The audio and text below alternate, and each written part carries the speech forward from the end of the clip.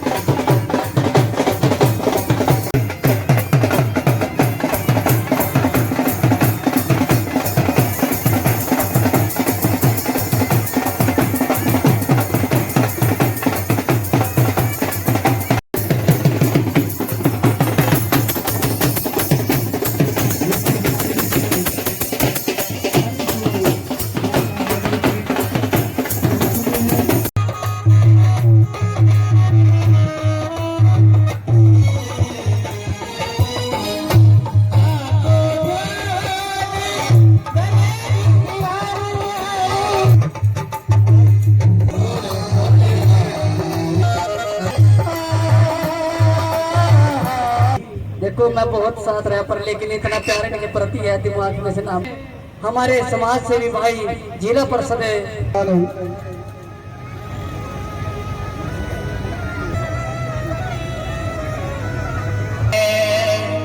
सर्व संत समाज की जय।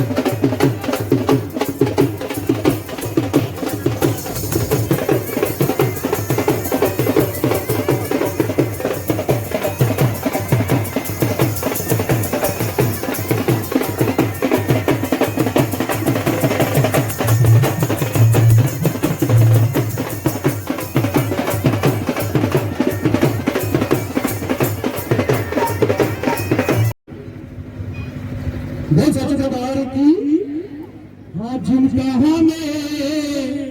सभी शासन जी के चरणों में इनका की फोन दरबार की तरफ होना चाहिए क्या?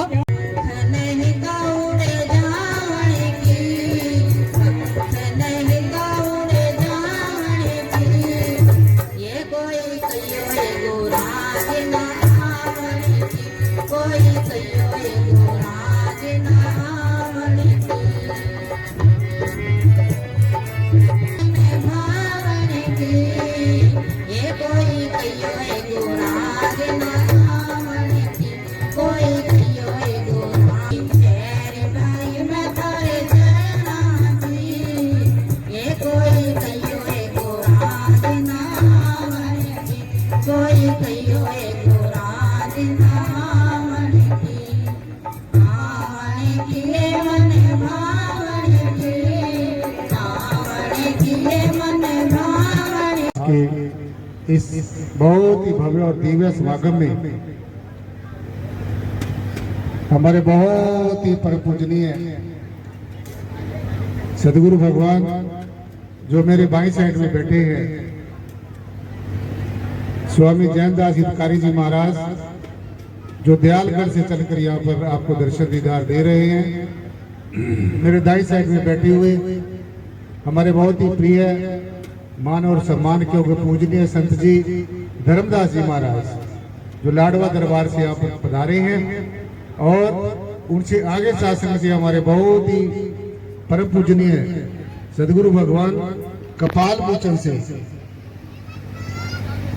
निर्मल दास जी महाराज जो यहाँ पर आज आपको बहुत ही अपने दिव्य दर्शन दे रहे हैं। और यहाँ का जो समागम हमारे महात्मा सतपाल दास जी और सुरेश दास जी महाराज की अगुवाई में जो हो रहा है, सबको सदगुरु भगवान की तरफ से और सारे संत समाज की तरफ से बहुत बहुत आशीष, बहुत बहुत आशीर्वाद। सो शासक जी, आज की ज्ञान चर्चा इसी से शुरू करते हैं। आदि गुरु नमस्कार निराकार, श्री सतगुरु चरण ओत अनेक विस्तार। रब नमस्कार, बूटा चरण घट घट में परवेश। धन धन मेरे सदगुरु, पूर्ण गुरु महताब। बार बार करो वंदना, नमस्कार हर बार। आप नयाते जगत में, जल मरता संसार। जग तारण को आ गए मेरे पूर्ण गुरु महताब। हर साहिरा चाड़ के करे आन की आस। ते नर दो जग जाएंगे, सतबा से रविदास। प्राधीनता पाप है, जान ले रे मन मीर। रविदास दास प्राधीन को, कौन करे है प्रीत। रविदास दास प्राधीन को, कौन करे है प्रीत। जैसा कि सतगुरु भगवान ने अपनी पावन पवित्रमयी अमृत वाणी की हमें संदेश दिया, समूची मानवता को शासन जी संदेश दिया है कि जब तक ये जीव अज्ञानता के वश है और जब तक ना समझी के वश है, जब तक ये गुलाम है, अधीन है, पराधीन है, तो तब तक वास्तव में तो क्या सपने में भी इसको सुकून नहीं मिल सकता और इसका जो संसार में आवागमन का वो चक्कर कभी भी समाप्त नहीं हो सकता है। तो आज जो सबसे पहली और सबसे अंतिम जीवन की जो जरूरत है हम सबको, वो यही है कि हम सिर्फ अनुमान में ना जिए, अंदाजों में ना जिए। परमेश्वर के अनेकों अंदाजे लगा लेता है जी, भगवान ऐसा होगा, परमात्मा ऐसा होगा, अनेकों कल्पनाएं कर लेता है और उन्हीं कल्पनाओं के सहारे ये जीवन पर्यंत बैठा रहता है। परंतु हमारे संतों ने, रहबरों ने, समय समय के अनुसार आए हुए तत्वदर्शी संत महापुरुषों ने, इस भारत की धरा के ऊपर आए हुए हमारे रहबरों ने, विशेषकर हमारे बहुत ही परम श्रद्धेय, परम पूजनीय, वंदनीय, प्रातः स्मरणीय संतों में संत शिरोमणि श्री रविदास पीरों के पीर, गुरुओं के गुरु, आज तक जिनके जैसा ना कोई संत हुआ है और ना ही भविष्य में हो सकता है। संत दुनिया में बहुत हुए, संत बस एक खास हुआ, काशी जी में जिसका जन्म हुआ और संत गुरु रविदास हुआ। तो अनेकों संत हुए, सबका हमने सम्मान करना चाहिए, लेकिन विशेषकर जिनकी बदौलत आज हम सब यहाँ पर ये विचार साझे कर रहे हैं। परम पूजनीय बोधिसत्व बाबा साहब डॉक्टर भीमराव अंबेडकर, ज्ञान के प्रतीक, वंचितों के मसीहा, संविधान के निर्माता, भारत के भाग्य विधाता और नारी के मुक्तिदाता, और खासकर जो अधिकार दिए हैं, जो हमारे फंडामेंटल राइट्स हैं, आज हमें शासक जी अपने अधिकारों के प्रति सचेत होने की बहुत ज्यादा जरूरत है। आर्टिकल 16 से 16 आर्टिकल से 34 आर्टिकल तक, अनुच्छेद 34 तक जो हमें मौलिक अधिकार दिए संविधान में दिए गए हैं, उनके प्रति बहुत सचेत होने की जरूरत है। और जहां तक अध्यात्म का ताल्लुक है, वहां पर हमें संत शिरोमणि श्री गुरु रविदास जी महाराज की जो पावन अमृत वाणी, जो बहुत सहज है, जिसमें गुरु जी ने समूची मानवता को साझा उपदेश दिया है, और विशेषकर जिस समाज में हम सब लोगों ने जन्म लिया है, इस समाज के लिए तो विशेषकर कहा है। इसीलिए कहा कि पराधीनता पाप है, जान लो रे मनमीत, रविदास दास पराधीन को कौन करे है प्रीत। जब तक ये जीव गुलाम है, जब तक ये किसी के अधीन है, जब तक ये भ्रमों के वश में है, जब तक ये अंधकार के वश में है, जब तक ये अज्ञानता और अविद्या के वश में है, तो सात्संग जिसको कोई भी प्रीत करने वाला नहीं है। इसलिए जो हमारा वास्तविक स्वरूप है, जो वास्तव में हम हैं, जो हमारी असली पहचान है, जो हमारा असली परिचय है, इसके प्रति हमें सचेत होने की जरूरत है, जागरूक होने की जरूरत है, जागने की जरूरत है। और एक बात बड़ी और स्पष्ट तौर से हमने समझने की जरूरत है कि जब तक हमने परमेश्वर को देखा नहीं है, जब तक हमने परमात्मा के बारे में ज्ञान नहीं प्राप्त किया है, जब तक हमें परमेश्वर के बारे में अनुभव नहीं है, तो तब तक चाहे सारी दुनिया के ग्रंथ पढ़ लो, शास्त्र पढ़ लो, वेद पढ़ लो, उपनिषद पढ़ लो, पुराण महापुराण जितने भी पठन पाठन कर लो, तो हमें वास्तविकता का पता नहीं चल सकेगा।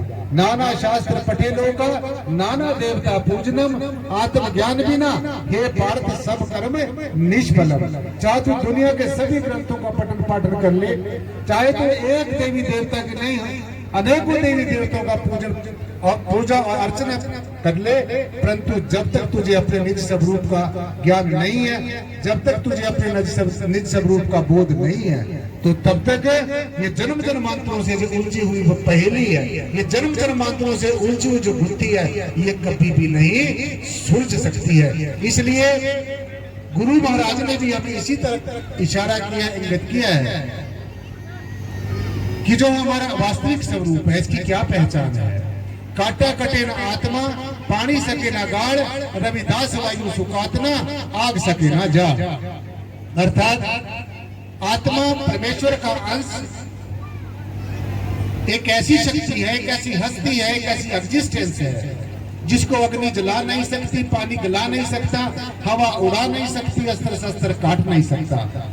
तो सीधा सीधा गुरु जी ने कहा है कि भक्ति अगर करनी है तो पहले अपने निज स्वरूप, तुझे न छूए कोई, तो निज नाम न जाने तो भला कहां से होए। तो ये आज जो जीव भटकता फिर रहा है, ये आज जो पत्थरों के आगे, इंसान के बनाए हुए भगवान के आगे, इंसान की बनाई कल्पनाओं के आगे जो हाथ जोड़कर खड़ा है, जो गिड़गिड़ा रहा है, तो इसका शासन जी गुरु जी ने कहा कि तो निज नाम न जाने, तब तक निज नाम का पता नहीं चलेगा। जब तक निज नाम का ज्ञान नहीं होगा, तब तक निज नाम का बोध नहीं होगा, तो तब तक कुछ भी बनने वाला नहीं है। तो समाज के लोग आज ये मानवता किस कगार पर खड़ी है। आज हम लोग देखते हैं कि जगह जगह पर ये जो ग्रुपिज्म है, ये जो गुरुडम आजकल फैला हुआ है, आजकल आप देख रहे हैं कि संतों के अंदर भी ग्रुप बने हुए हैं, संत भी एक दूसरे के प्रति खींचातानी कर रहे हैं। ऐसा जब तक ये रहेगा, ऐसे जब तक ये मन के भेद और मतों के भेद, धर्मों के भेद, चिन्हों और प्रतीकों के भेद, मूढ़ मान्यताओं की बातें जब तक ये दूर नहीं होगी, तो चाहे हम कितने भी गीत गाते रहें, चाहे हम कितने भी लेक्चर देते रहें, चाहे हम कितने भी लेक्चर सुनते रहें, जब तक ये मन का भेद और मत का भेद, मतांतरों का भेद, पूजा पद्धतियों का भेद और आपस में जो खींचातानी है, आम आदमी तो खींचातानी हो कोई बात नहीं है। जो अग्रणीय लोग हैं, जो आगे होकर चलते हैं, उनमें भी आज देखने को, अगर आप थोड़ा सा ज्ञान और विवेक की दृष्टि से देखो, तो हर जगह अलगाववाद ही अलगाववाद है।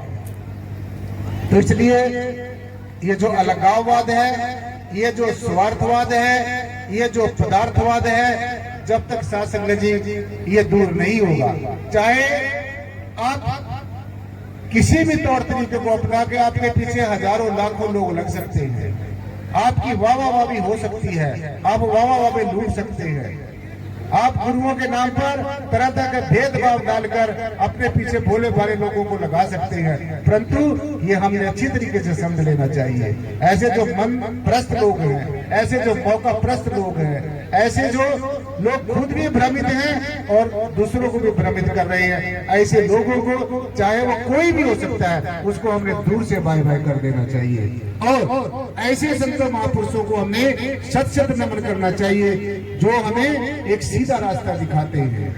इसलिए जिन जाने तिन दियो जनाई, जिन तुम ही जाना जो तुम ही हो जाई।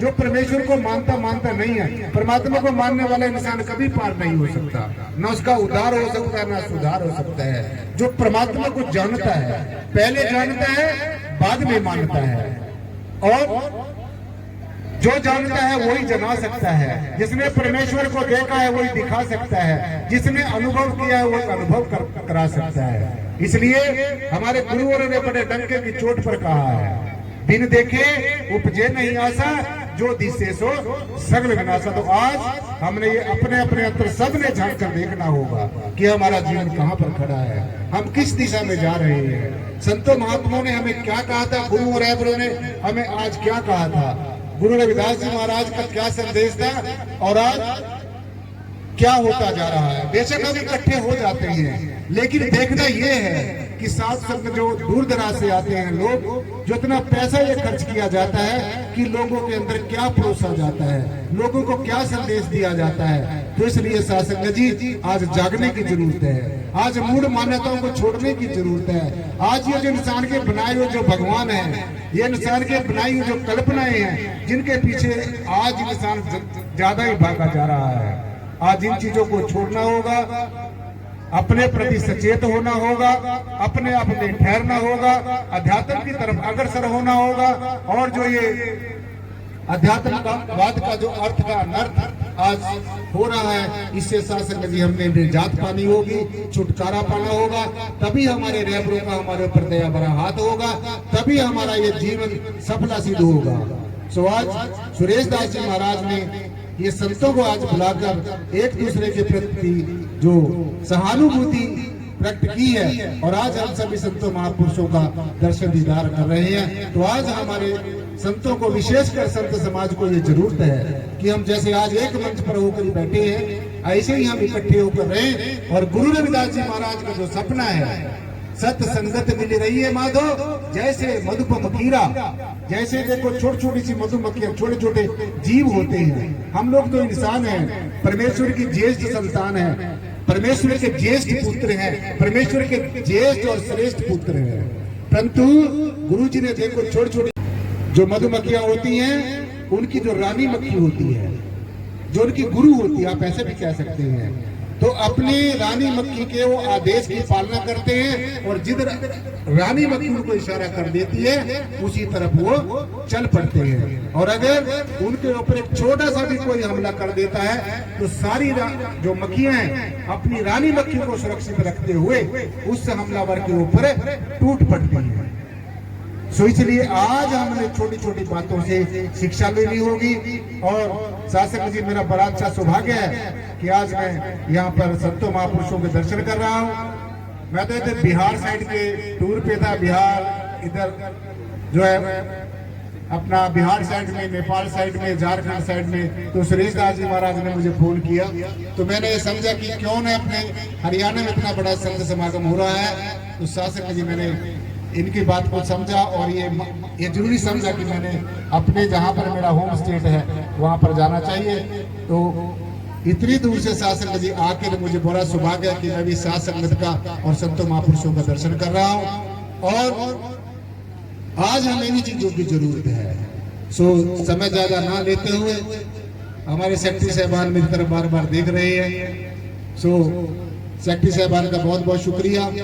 और विशेषकर सुरेश दास जी महाराज ने, जिसने हम सबको एक मंच पर इकट्ठा करके बिठाया है, सारी साध संगत को संतों महापुरुषों के वचन पर वचन सुनने का मौका दिया है, इनका विशेषकर बहुत बहुत धन्यवाद। और हमारे बहुत ही प्रिय, आदरणीय, मान और सम्मान के योग्य हमारे पत्रकार महोदय, न्यूज वन चैनल के जो पत्रकार हैं और भी कई अखबारों के हम अमर उजाला, अटल हिंद और कई अखबारों के पत्रकार हैं जो हम संतों महापुरुषों की आवाज को जन जन तक पहुंचाते हैं और सारी साध संगत को रूबरू कराते हैं। तो विशेषकर साध संगत जी, मैं अपनी तरफ से निराकारी जागृति मिशन की तरफ से और सारे संत समाज की तरफ से अपने महात्मा जी का, पूर्ण सिंह जी का, जो न्यूज वन चैनल के पत्रकारों का बहुत बहुत धन्यवाद कर रहा हूँ, जो आज की जो कवरेज करा के जो घर बैठे हैं, जो यहाँ तक नहीं आ सके हैं, वो भी न्यूज वन चैनल के माध्यम से आज सभी संतों महापुरुषों का दर्शन कर रहे हैं, उनके आशीष वचन ले रहे हैं, आशीर्वाद रहे हैं। तो इन्हीं शब्दों के साथ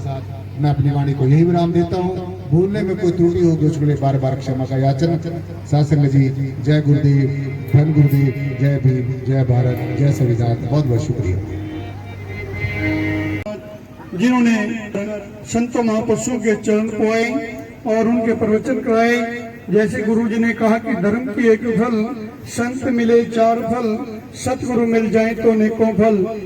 और इस पूजनीय भूमि के ऊपर के कोने कोने के अंदर जाकर प्रचार प्रसार करते हैं और हमारे इस प्रोग्राम के प्रवचनों के रूप में और उनके प्रवचन सुनने के लिए यहाँ पर उपस्थित हैं। तो महापुरुषों को बुलाकर इस नगरी का जीवन और इस एरिया का जीवन धन्य बनाया।